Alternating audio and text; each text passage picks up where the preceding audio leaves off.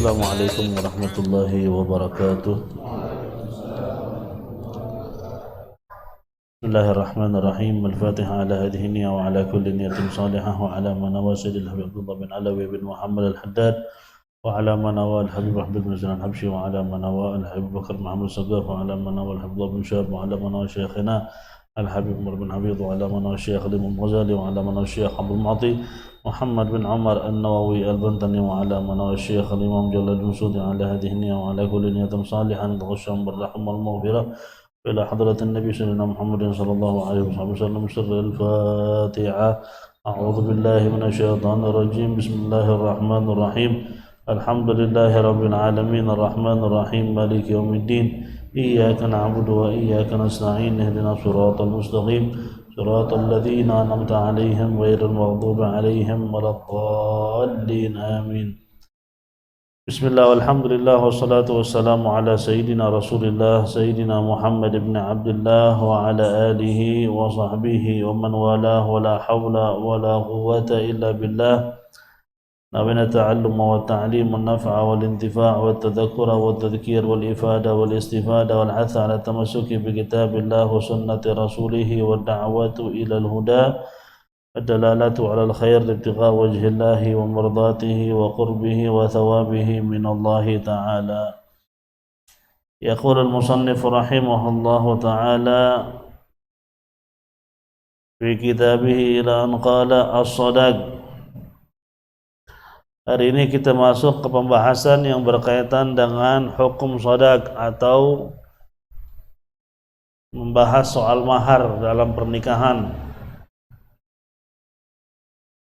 Dalam Al-Quran begitu jelas bahwa Allah Subhanahu wa ta'ala mewajibkan yang namanya mahar dalam sebuah pernikahan. Dan Rasulullah sallallahu alaihi wasallam pun bersabda khairul muhur aisarahunna atau kama qala sallallahu alaihi wasallam, sebaik-baiknya mahar itu yang paling aisar, yang paling mudah, yang tidak ada kesulitan untuk membayarnya, jumlahnya standar, nggak terlalu mahal, dan juga tidak membebani pihak laki. Nah, itu sebaik-baiknya mahar. Karena tujuan daripada pernikahan itu apa yang akan kita lakukan setelah pernikahan. Bukan harus yang namanya mahar atau di Indonesia itu disebutnya apa? Lamaran lah bahasa bagiannya.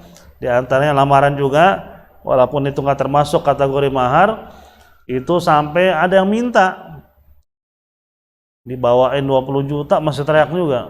Kurang ini. Acara bisa habis 45 juta. Dalam hati kita itu yang mau nikah anak gue apa mau jadi bini gue? Kenapa jadi gue yang pikirin semuanya? Nah, itulah salah satu asbab munculnya maaf semakin banyak anak haram.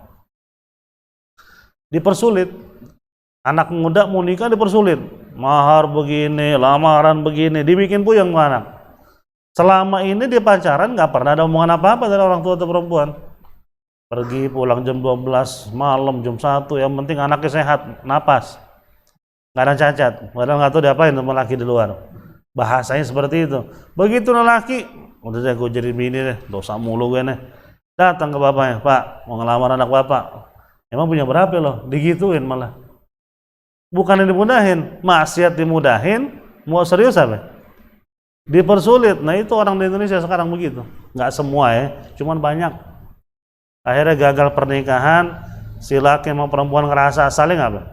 Suka, udah deh kata si laki, ya akhir deh ngambil jalan yang apa? Jalan tol. Gimana caranya? Gue isi lo udah. Nah, diisi mau nggak mau apa?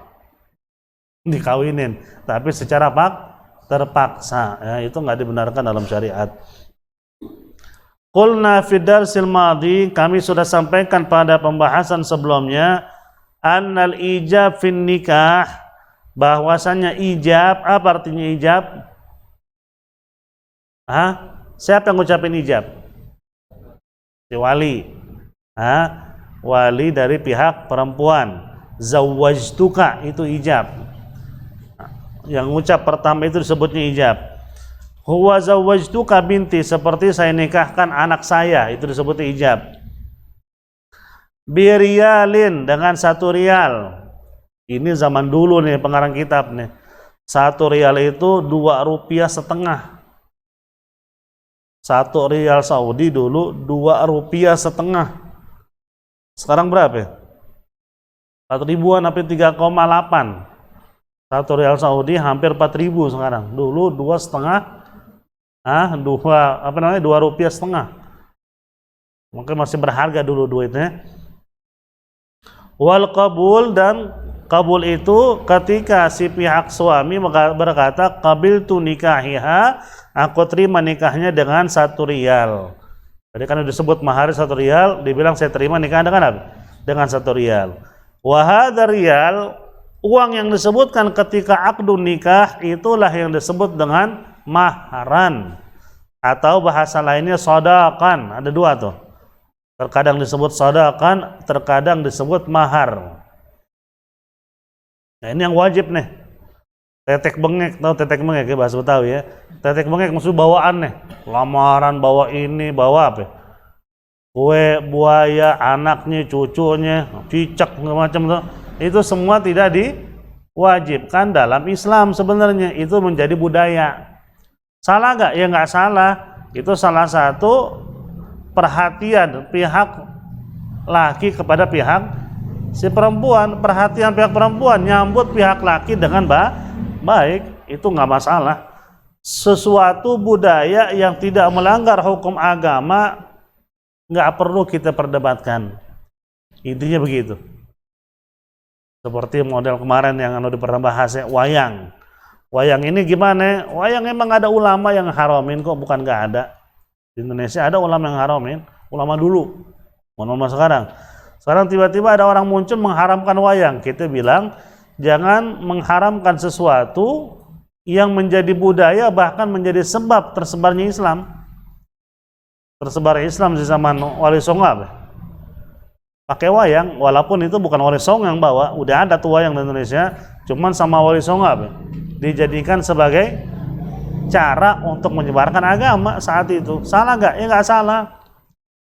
Sekarang kalau wayang itu ada pentas wayang, ada pertunjukan wayang, isinya semua nasihat.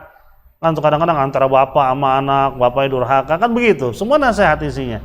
Kalau semuanya nasihat nggak masalah. Dan itu nggak termasuk kategori patung yang disampaikan oleh Rasulullah. Karena wayang hanya dibuat dari apa itu? Ada yang dari kanvas begitu kan? Gepeng, nggak ada orang gepeng ya. Walaupun dari kamar suruh kasih nyawa apaan gepeng begitu? Sangka ikan. Nah itu udah kagak nyambung. Mukanya juga kagak jelas. Ya cuman begitu aja lah.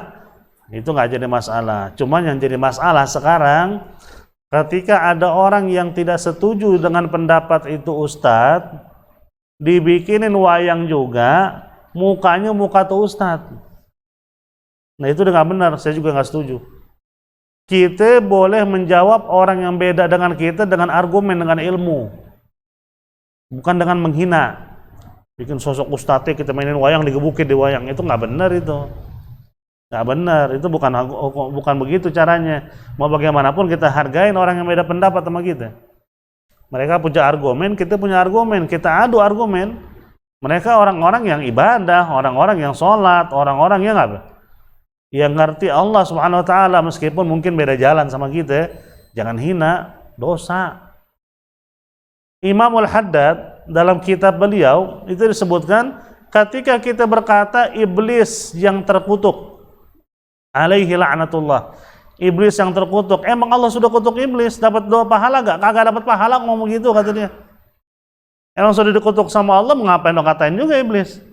Itu mau bilang iblis terkutuk nggak dapat apa-apa, itu iblis. Gimana manusia, gimana dia orang Islam, gimana dia sebagai background ulama meskipun beda aliran. Nah itu nggak benar. Itu samanya penghinaan terhadap Islam juga, karena yang dihina sosok ulama. Mau ente mau setuju nggak setuju dengan dia, hargain. Kita kan punya otak. Makanya kan orang yang pinter itu ketika ada sesuatu, dia bisa menjawab dengan argumen, bukan menghina fisik ataupun menghina karakter, ngejatuhin karakter orang. Itu nggak benar. Ini lagi marak nih sekarang nih, lagi heboh. Nah, uang yang disebutkan tadi ketika akdun nikah disebut dengan mahar. Fassadaq, arti daripada mahar, huwal malul ladzi yajibu 'ala zawji daf'uhu lizaujati bisababin nikah. Mahar itu adalah huwal mal, yaitu harta, alladzi yang yajibu 'ala zauj, yang wajib bagi si suami, daf'uhu, dibayarkannya atau disampaikannya, lizaujati, kepada istrinya, bisa babin nikah, karena akad nikah. Kapan sih mahar itu wajib? Pas saya akdun nikah, saya bilang maharnya itu hutang, boleh gak? Saya nikahkan anak saya dengan kamu dengan mahar 100 juta, hutang setelah sebulan. Atau hutang aja disebut deh. Si suami bilang, saya terima nikahnya fulana binti fulan dengan mahar 100 juta, dibayar hutang. Kata ulama masih boleh. Cuman begitu sudah terjadi jima, udah jatuhnya wajib. Saat itu belum wajib. Kenapa belum wajib? Belum digaulin. Emang mahar harus dalam pernikahan. Menjadi wajib untuk dibayar ketika terjadi jima, hubungan suami istri. Makanya yang simpel aja dah. Mahar berapa? 100 ribu. Lo kok kecil banget? Lah habis itu gua ngempanin dia sampai dia mampus. Kenapa lo mikirin yang 100 ribunya? Kan begitu. Orang kadang-kadang mahar kecil banget. Lah jangan mikirin maharnya. Ini anak kita bakal kasih dia makan sampai apa? Sampai dia mati kalau jodohnya panjang. Kenapa lo mikirin maharnya? Mikirin masa depannya, kesononya gimana? Mahar oke, digedein, dikasih 100 juta, kesono gak dikasih makan anaknya. Mau?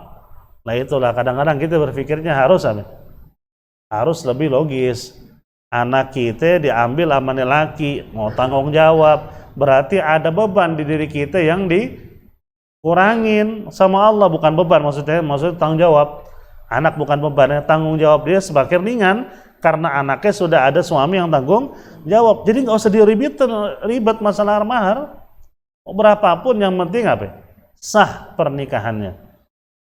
Ya, karena bilang habaib besar aja di Indonesia maharnya rata-rata apa? 100 ribu rupiah. Mau dia kaya raya kayak pas mahar tetap aja 100 ribu, nggak lebih daripada itu.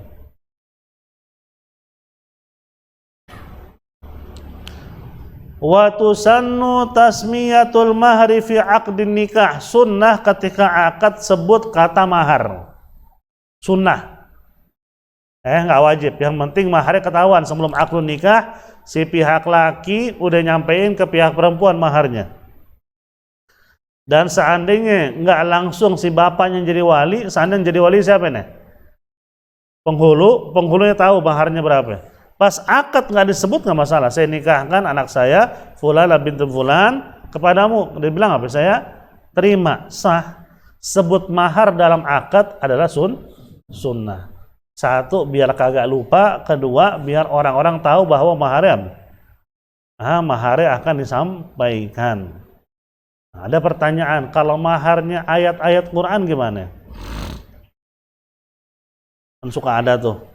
Maharnya hafal suratul Baqarah. Sebenarnya gini, hafal Al-Quran, surat apapun ketika akad dijadikan mahar buat akad, nggak sah. Karena kan mahar itu harus sesuatu yang berharga. Entah uang, entah barang, hafalan. Orang Yahudi juga banyak hafal Quran. Terus bisa gitu datang ke orang Islam di akad. Dengan mengandalkan hafalan untuk dijadikan mahar nggak sah.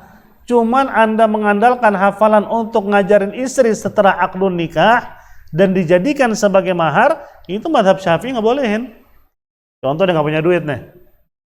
Terus gimana gue bayar maharnya? Udah begini aja. Akadnya begitu sudah berjalan, sudah jadi istri, saya ajarin dia surat Al-Fatihah sampai bisa. Itu kalau ngajarin orang privat, dibayar gak? Nah sekarang nggak pakai bayar, ente gratis ngajarin bini surat tertentu deh, jangan surat Fatihah, Fatihah emang wajib ya. Seandainya dia tuh bini mau ngafalin surat Yasin, ya udah gua hafalin dia surat Yasin dengan makhraj benernya sampai bisa, itu sebagai mahar, dibolehin. Cuman kalau maharnya maksudnya saya hafal qul huwallahu ahad nih jadiin mahar bisa nggak? Ya kagak bisa. Madhab Maliki, madhab Hanafi, sebagian madhab Ahmad bin Hambal nggak ngebolehin Al-Quran dijadikan mahar. Madhab Syafi'i ngebolehin, tapi dengan tadi, jadi maharnya itu dia hafal Quran dijadikan apa? Dijadikan sebab ngajarin bininya baca Al-Quran, itu dibolehin. Cuman kalau mau simpel, karena khilaf ulama kan, ada ngebolehin dan kagak, lebih baik maharnya itu apa? Berbentuk sesuatu yang berharga, semampunya ente. Ada duit ya 50.000 deh, yang penting jadi mahar. Kan begitu. Karena kata Rasul, ittakhidh khatiman walau min hadid. Ada orang mau nikah nggak punya duit, kata Nabi, cari di keluarga ente, ada duit nggak? Jadi ada perempuan didatengin ke Nabi SAW. Ini perempuan pengen nikah sama Nabi. Nabi habis ngelihat langsung apa? Buang pandangannya. Berarti Nabi saat itu nggak mau, tapi nolaknya begitu. Nggak bilang, oh lafun, nggak mau begini, rusak mukanya, enggak. Akhirnya ada sahabat apa? Yang bilang, ya Rasul, kalau ente nggak mau sama dia, nikahin ke aneh. Kata Nabi, ente punya mahar? Nggak ada ya Rasul. Balik ke keluarga ente, cari, ada mahar nggak? Yang dijadikan bisa jadi mahar? Nggak ada juga. Terus apaan mahar ente? Ya udah nggak apa-apa dinikahin. Kata Nabi, nggak bisa, harus pakai mahar. Ente punya ayat-ayat Quran atau surat yang ente hafal? Dibilang iya. Ya udah dijadikan sebagai mahar. Maksudnya kata ulama, itu hafalan dijadikan sebab untuk ngajarin istrinya membaca Al-Quran.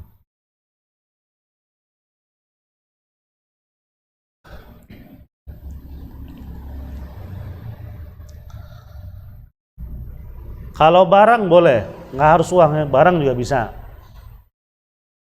Seperangkat alat sholat, kalau itu berharga bisa, kan pakai duit bayar, dibelinya kan, seperangkat alat sholat.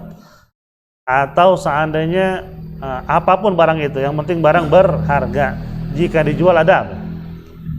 Ada harganya, kecuali dia nikahin istrinya dengan sesuatu nggak ada harga. Contoh gimana? Nah, saya terima nikahnya Fulan binti Fulan dengan nyamuk sekilo.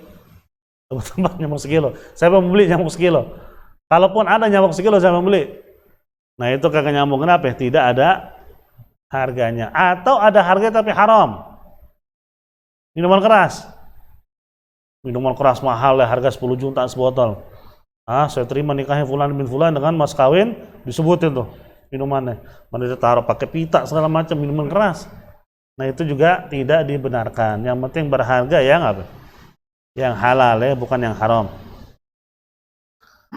Wa tusannu tasmiyatul mahri fi aqdin nikah wa yajuzu adam dzikrahu fil aqdi illa annahu yajibu bidukhulu biha. Boleh kita nggak nyebut mahar ketika akad, tapi jadi wajib dengan adanya hubungan jima. Begitu terjadi hubungan jima, mahar menjadi wajib. Pas akad belum diwajibin, cuman udah harus ada. Udah ada mahar yang ditentuin. Emang saat itu belum wajib dibayar. Begitu terjadi jima, wajib dibayar tuh mahar ke istrinya. Dikasih ke tangan istrinya. Istri sudah terima, tiba-tiba disergahkan ke suaminya. Nih udah diterima nih maharnya, terima kasih. Nih, itu buat usaha apa kek? Ternyata maharnya gede seandainya. Buka apa kek buat kita apa? Buat kita menjalankan hidup. Itu salah satu wanita yang dijamin masuk surga. Itu kata-kata Sayyidina Umar bin Khattab. Di antara orang-orang yang dijamin masuk surga, bukan saya sok tahu soal yang gaib, kata dia. Tapi saya dengar dari Rasulullah, kata Sayyidina Umar. Di antaranya wanita yang menyerahkan maharnya kepada suaminya. Dia tahu ekonomi suami lagi hancur deh. Lagi pelentang-melentung lah bahasanya. Usahanya lagi ambruk. Istri tahu, tiba-tiba maharnya dikeluarin. Entah itu emas berapa gram. Suamiku nih, manfaatin udah. Apa bisa jalanin. Gimana gue bayarin? Nggak usah dibayarin lagi udah. Gue ikhlas. Tuh, Masya Allah tuh perempuan begitu tuh. Ada, bukan kagak ada ya. Cuman jarang. Kemudian wa kullu ma jaza an yakuna thamanan fil bai'i jaza ja'luhu sadaqan. Setiap sesuatu yang bisa dijadikan sebagai barang untuk dijual belikan atau uang yang bisa untuk digunakan, maka boleh dijadikan sebagai mahar. Wa yajuzu daf'ul mahri halan aw muajjala, dan boleh dibayar mahar halan langsung, atau muajjalah nanti. Jadi mahar itu nggak harus langsung saat itu, boleh langsung, boleh ntar. Cuman mahar jadi wajib dengan adanya jima pertama, bukan jima harus 10 kali baru apa? Wajib mahar, jima pertama sudah wajib dibayar. Cuman apakah wajib langsung dibayar saat akad? Enggak. Cuman lebih bagus daripada ente lupa, dengan bayar sih itu orang tuanya terima, dikasih ke anaknya, selesai udah. Kalau ente bilang udah ada mahar di kantong gue dan 100.000 ntar gue kasih di kamar, lupa, ente beli rokok malah. Si bini kagak ngerti agama, si suami lupa, dijima berjalan begitu terus, ada hutang tuh suami. Hutang apa? Hutang mahar ke istrinya. Wa tumlikuhu zaujatu bi mujarrad dzikrihi fil aqdi, dan ketika akad disebut maharnya, maka mahar tersebut menjadi hak milik si istri. Walakinnaha la tatasarraf fihi bil bai'i wa ghairihi illa ba'da al-qabdi, tapi si istri enggak berhak untuk menggunakan harta tersebut yang menjadi mahar kecuali ba'da qabdihi, setelah diserahkan kepadanya. Belum diserahin ke dia nggak bisa tuh ngerencanain macam-macam. Mahar masih di tangan si bapak seandainya, pas akad dikasih ke bapak kan, maksudnya sampein ke anaknya mahar 10 juta. Si perempuan udah ngomongnya sama bapaknya, begitu dikasih mahar 10 juta, beli ini pak, enggak, harus benar-benar apa? Sudah diserahkan, baru terserah tuh bini. Mau digunain boleh, mau disimpan boleh, mau dibalikin ke suami lebih boleh. Apalagi suami yang ngarepin tuh duit balik lagi, lebih boleh lagi nih. Wa yuthbitul mahru bid-dukhuli aw bi mauti ahadi zawjaini fala yasqutu hina idzin minhu syai'a, dan diwajibkan membayar mahar tersebut bid-dukhul, maksudnya dukhul apa di sini? Jima', aw bi mauti ahadi zawjain, bukan. Masih sempat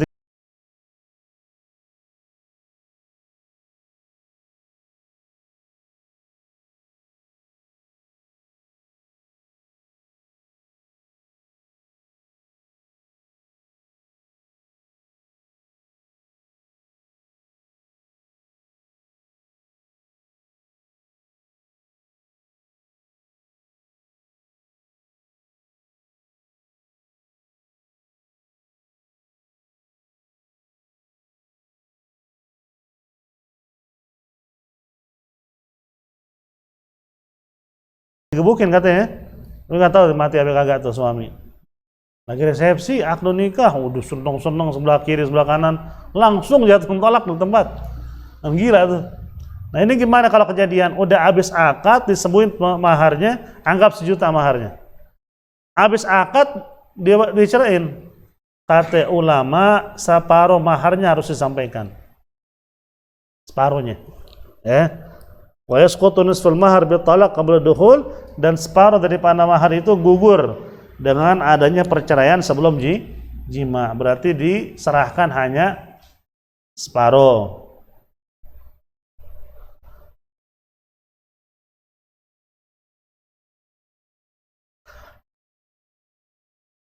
Amma ba'da dukhul fayajibu daf'ul mahri kullih. Adapun kalau terjadi perceraian setelah jima, maka mahar semuanya harus diserahkan. Wa yajuzu ja'lul manfa'atil ma'lumati maharan lizaujati.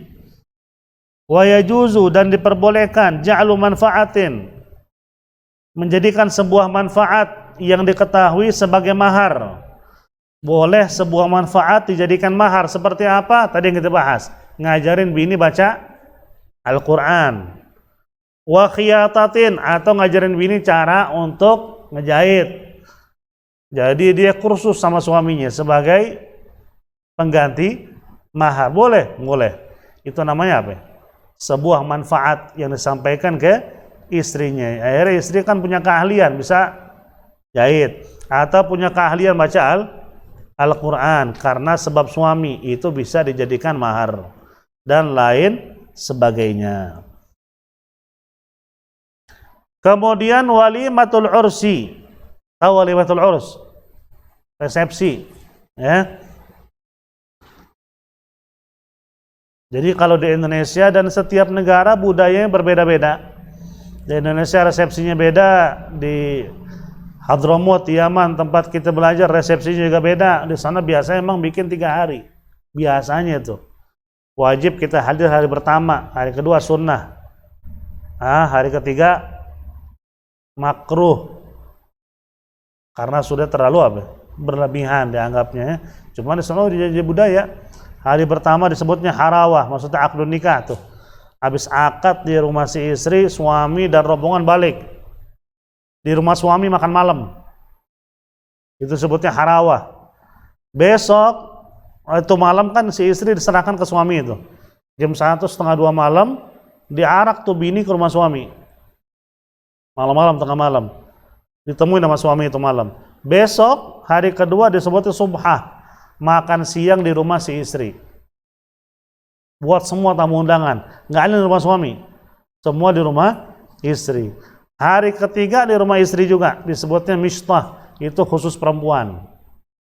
Biasanya pada ngumpul, perempuan semua satu ruangan. Entah ada musiknya, pada joget bareng, terserah deh, tertutup. Karena di sana nggak mungkin laki perempuan nyampur, ya. Karena harawah dan subhah itu lebih banyak yang hadir laki. Hari pertama, hari kedua. Hari ketiga khusus perempuan. Hari kedua biasa ada perempuan juga. Cuman kalau hari pertama laki semua. Nggak ada perempuan yang hadir. Hari pertama makan malam di rumah suami, laki semuanya. Nggak ada yang perempuan.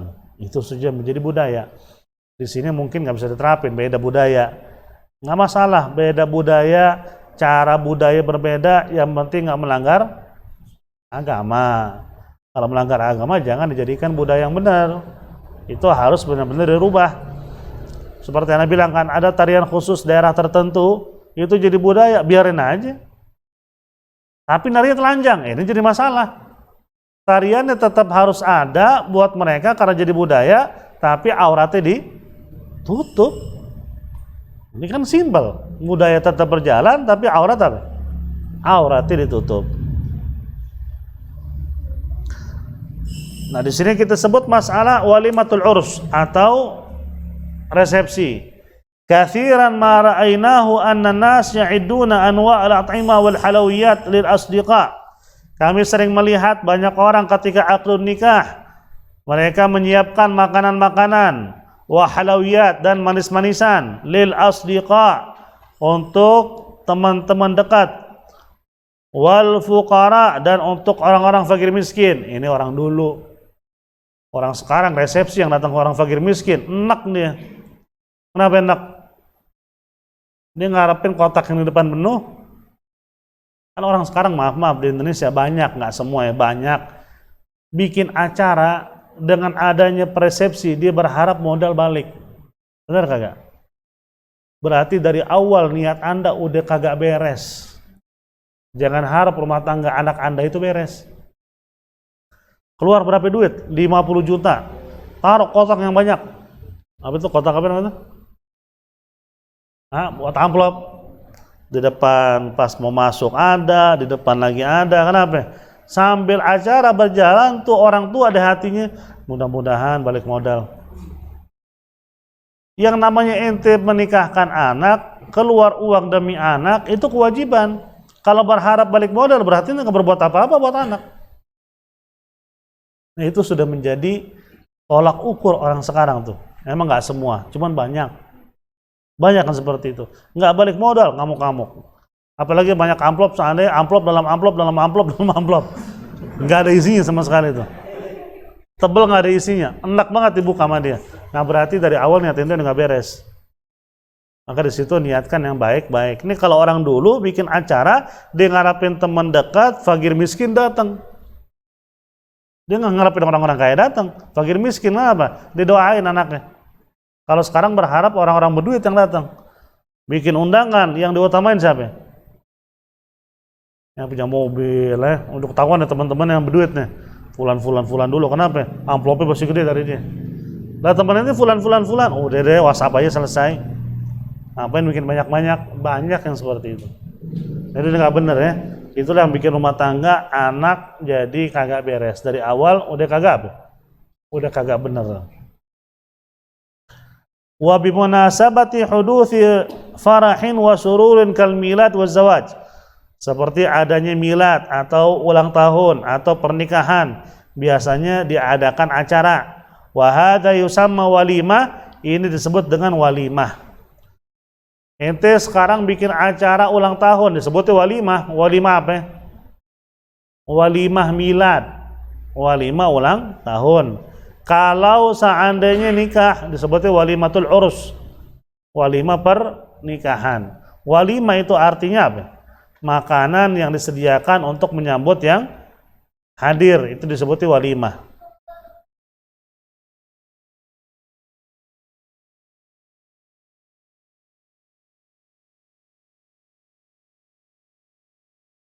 Wal walaimu anwa'un katsiratun, walimah itu sangat banyak. Ada yang disebut walimatul urus, itu karena pernikahan. Dan itu hukumnya sunnah lizauji. Wa yabtadi'u waqtuha bil aqdi, itu sunnah diadakan untuk pihak suami. Wa yabtadi'u waqtuha bil aqdi, dimulai yang namanya walimah itu setelah akad, dimulai dari akad ya.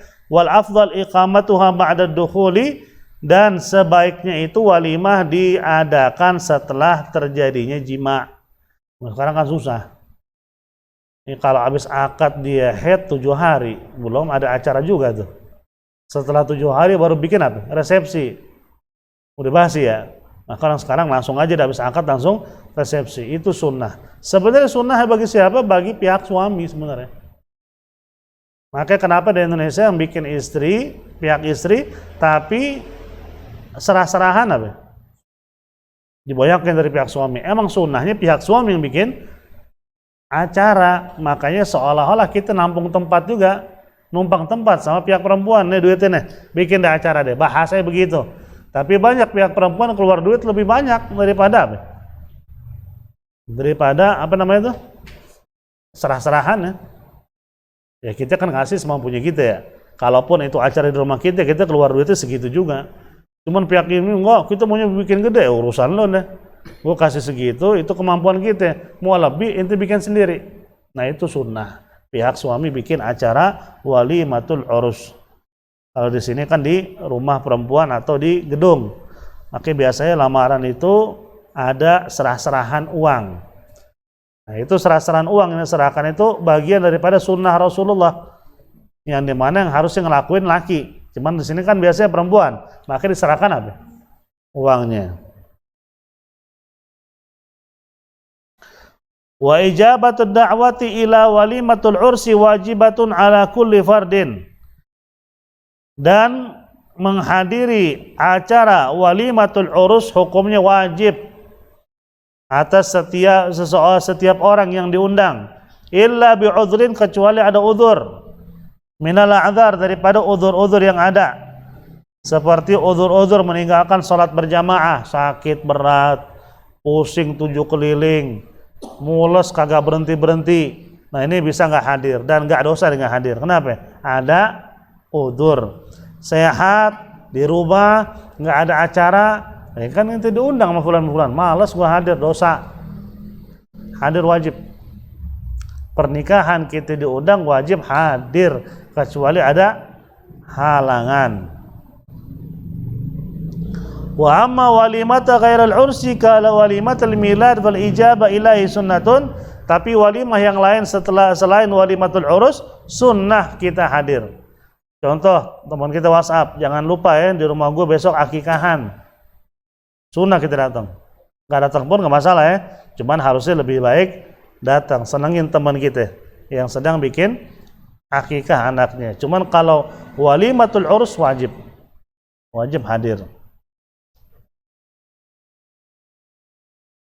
Wa tajuzul walimatu bi ayyi syai'in minal at'ami aw syarab, dan diperbolehkan mengadakan walimah dengan apapun jenis makanan maupun minuman, yang penting halal walakin al-akmal lil aghniya an takuna bisyatin. Tapi sebaiknya bagi orang yang kaya dia mengadakan walimah dengan memotong 1 ekor kambing. Wa li ghairihi ma qadara alaihi, selain orang kaya sesuai dengan kemampuan. Sunnah bagi orang kaya potong 1 ekor kambing. Itu zaman dulu, zaman sekarang mah insyaallah 10 ekor juga masih mampu, bahasanya begitu. Orang sekarang kalau bikin resepsi keluar duit buat makanan resepsi 35 juta atau 40 juta udah ketahuan tuh buat berapa ratus orang makan tuh, bisa hampir 1000 orang. Nah itu gimana? Itu lebih bagus. Tapi sebaiknya itu minimal kalau dia berduit potong 1 ekor, karena Rasulullah juga menikah dengan memotong 1 ekor kambing. Itu udah paling mewah buat Rasulullah. Kita sekarang bikin walimah sampai 1 ekor kambing dipotong, sangka kita pelit. Makanan baru ditaruh sejam udah habis, yang datang nggak kebagian, 1 ekor doang dipotong. Nah itu kenapa? Udah gak sesuai. Orang dulu 1 ekor cukup, yang hadir kan terbatas. Sekarang yang hadir 1000 orang 1 ekor kambing. Makanya pada yang salah apa? Secubit-secubit kalau begitu. 1000 orang makan 1 ekor. Makanya secubit-secubit dagingnya. Nah itu enggak. Lebih banyak, lebih bagus. Cuman minimal 1 ekor kambing bagi orang yang mampu. Yang nggak mampu sesuai dengan kemampuannya. Makanya sebagai gambaran khususnya bagi tahlilan. Udah nggak wajib, udah nggak sunnah, tapi baik tuh kegiatan karena mengingatkan kita kematian dan juga kita memasukkan rasa itminan, kita bikin tenang hati keluarga almarhum. Kita baca zikir bersama, kita tenangin dia supaya nggak kesepian. Itu semua perbuatan baik berpahala. Nah, cuman jangan dipaksa juga. Udah bikin tahlilan dipaksa sampai ngutang, itu nggak benar. Yang benar itu adalah tetangga pada gotong royong, ada ngasih beras, ada ngasih gula, atau ditaruhin apa itu biasa orang sini baskom dipenuhi dengan uang buat apa? Buat acara tahlilan. Biar keluarga itu kagak pusing mikirin duitnya. Nah itu benar. Cuman kalau semua orang-orang yang kena musibah keluar duit sampai ngutang, itu nggak benar udah. Itu terus disebutkan sebagai perbuatan mungkar. Nah, kalau nggak salah pernah baca itu pendapat Imam Ramli. Acara yang dipaksakan untuk takziah tadi sampai ngutang itu disebut sebagai mungkar. Perkara yang tidak dibenarkan. Cuman kalau gotong royong itu bagus. Karena dalam zaman Rasulullah kejadian. Ketika Ja'far bin Abi Thalib meninggal pas perang, itu kan Nabi cerita perang lagi live. Perangnya di mana, Nabi di mana. Tapi Nabi lagi cerita live di depan sahabat. Karena kan megang raya atau bendera Ja'far bin Abi Thalib saat itu pas perang Mu'tah. Sari Mu'tah itu perang, nama perang. Kepotong tangan kanannya, kepotong tangan kirinya, diceritain sama Nabi di situ. Ini sekarang tangan kanannya kepotong, dipegang dengan tangan kiri, kepotong. Sekarang kakinya dipotong, persis. Nabi di mana? Kejadian di mana? Mereka balik ditanya, kata yang balik dari peperangan, yang Rasul ceritain persis begitu kejadiannya. Dan saat itu Ja'far bin Abi Thalib gugur, meninggal sebagai syahid. Datang rombongan ngasih tahu bahwa Ja'far bin Abi Thalib sudah meninggal. Nabi udah cerita di situ. Sebelum mereka nyampe. Langsung Nabi bilang, masaklah makanan untuk keluarga Ja'far. Itu Nabi yang suruh. Berarti kan emang nggak masalah ya kata gotong royong buat takziah. Karena mereka sudah ditimpa suatu musibah yang membuat mereka sibuk memikirkan hal itu. Jadi jangan dibikin pusing. Ente-ente pada aja gotong royong masakin. Dan saat itu ada istrinya Ja'far bin Abi Thalib lagi duduk. Nabi ngomong sama istrinya yang hadir nih, Ja'far bin Abi Thalib lagi datang. Yang lihat cuma Nabi. Dia datang, dia senyum, dan dia sekarang naik ke langit dengan 2 sayap. Kan disebutkan bahwa beliau itu salah satu orang dalam surga bisa terbang. Karena tangannya diganti dengan sayap di hari kiamat. Itu Nabi cerita gamblang begitu di depan istrinya. Nah setelah wafatnya Ja'far bin Abi Thalib, istrinya Ja'far dinikahin oleh Sayyidina Abu Bakar As-Siddiq ya, radhiyallahu anhum. Nah, itu sebagai dalil. Cuman kalau keluarga almarhum yang pusing sampai maaf di daerah sebagian daerah wilayah di Cianjur saya diceritain tuh sampai jual warisan. Jadi almarhum meninggal tuh ninggalin warisan semuanya buat kegiatan tahlil selama 40 hari. Yang di depan makam baca Quran udah ada dananya, tawar menawar lagi. Baca Quran di depan makam tawar menawar, berapa 10 juta kurang. Lu mau ngapain nih? Ngirimin pahala Quran itu sampai seperti itu, dan bikin acara selama 40 hari itu keluar ratusan juta. Yang cerita orang Cianjur langsung ke kita. Gimana hukum itu, Beb? Saya bilang haram. Karena warisan itu nggak bisa dipergunakan untuk acara tahlilan. Warisan harus dibagikan. Setelah dibagikan, anak-anak ikhlas dari itu warisan yang sudah diterima, dia mau ngeluarin duit buat tahlilan terserah. Yang penting sudah jadi hak milik dulu, bukan bentuk warisan belum dibagi dijadikan apa? Dijadikan uang buat tahlilan, buat bayar utang, wajib dari itu warisannya sebelum dibagi bayar utangnya dulu. Atau buat kain kafannya dari itu duit nggak masalah. Cuman buat bikin tahlilannya dari duit warisan haram. Nggak boleh sama sekali. Warisan harus dibagi. Ya, sampai sini dulu. Insyaallah berikutnya kita bahas soal muasyaratiz zaujah, muasyaratun nisa. Cara kita hidup atau muasyarah kita apa? Bergaul dengan istri kita di rumah tangga. Sebaik-baiknya manusia yang begitu mulia bergaul dengan istri di rumah adalah Rasulullah. Kan orang-orang nanya sama Siti Aisyah begini setelah Nabi wafat karena kan mereka tahu Nabi ini kalau jalan aja wibawanya luar biasa, nggak ada yang berani ngeliat mukanya. Jalan seperti bawa 1000 pasukan, jalan sendiri padahal, tapi suara langkahnya seperti 1000 orang jalan. Mereka bilang, wahai Aisyah, Amirah Ummul Mukminin Aisyah, kita kan tahu Nabi ini kan wibawanya luar biasa. Di rumah tangga gimana ya? Kalau bahasa mereka jangan-jangan ente sebagai bini salah tingkah mulu kali ya? Bingung. Oleh Nabi dalam rumah, kata Siti Aisyah, Rasulullah dalam rumah seperti orang biasa. Seperti orang biasa. Maksudnya gimana? Dia nyapu, dia ngepel, dia nyemir sendalnya.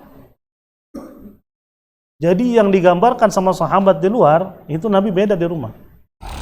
Jadi Nabi lebih sering membantu kegiatan istrinya di rumah.